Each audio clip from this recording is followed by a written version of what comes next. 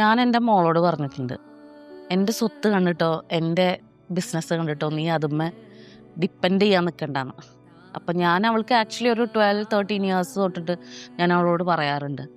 നമ്മൾ ഇൻഡിപെൻഡൻ്റ് ആവണം. ഇൻഡിപെൻഡൻ്റ് എന്ന് പറഞ്ഞു കഴിഞ്ഞാൽ തനിയെ പുറത്ത് പോവുക, അല്ലെങ്കിൽ അങ്ങനെയുള്ള കാര്യങ്ങളാണ് അവരുടെയൊക്കെ മനസ്സിൽ. അപ്പം ഞാൻ പറഞ്ഞു അത് മാത്രമല്ല ഇൻഡിപെൻഡൻസ് എന്ന് പറഞ്ഞു കഴിഞ്ഞാൽ ഫിനാൻഷ്യലി ഇൻഡിപെൻഡൻ്റ് ആവണം. അതായത് ഇപ്പോൾ പണ്ട് കാലത്തും ഇപ്പോഴും പല സ്ഥലത്തും നടക്കുന്നത് തന്നെയാണ്. അച്ഛനും അമ്മയും കാലശേഷം മക്കള് അതിന്മേ ഫൈറ്റ് ചെയ്യുക, അല്ലെങ്കിൽ അത് പ്രതീക്ഷിച്ച് ജീവിക്കുക. അപ്പം ഞാനും എനിക്ക് 2 സിസ്റ്റേഴ്സുമാണ്.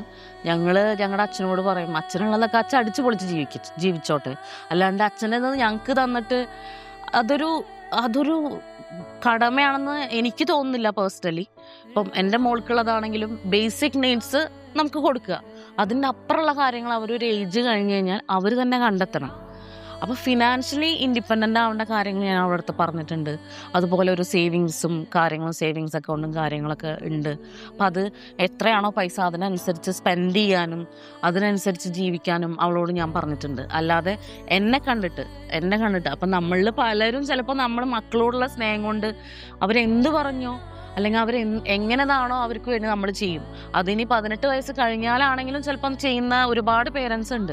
അപ്പോൾ ഒരിക്കലും ഞാൻ എന്നെ ഉൾപ്പെടെ പറയുന്നു, നമ്മൾ ഒരു പരിധിക്കപ്പുറം നമ്മുടെ മക്കളെ നമ്മളുടെ ഇതിൽ ഡിപ്പെൻഡ് ചെയ്ത് നിൽക്കാനുള്ള അവസ്ഥ വരുത്തരുത്. കാരണം നമ്മുടെ കാലശേഷമാണെങ്കിലും നമ്മളുടെ ഒരു ടൈം കഴിഞ്ഞാലാണെങ്കിലും അവർക്ക് ജീവിക്കേണ്ടതാണ്.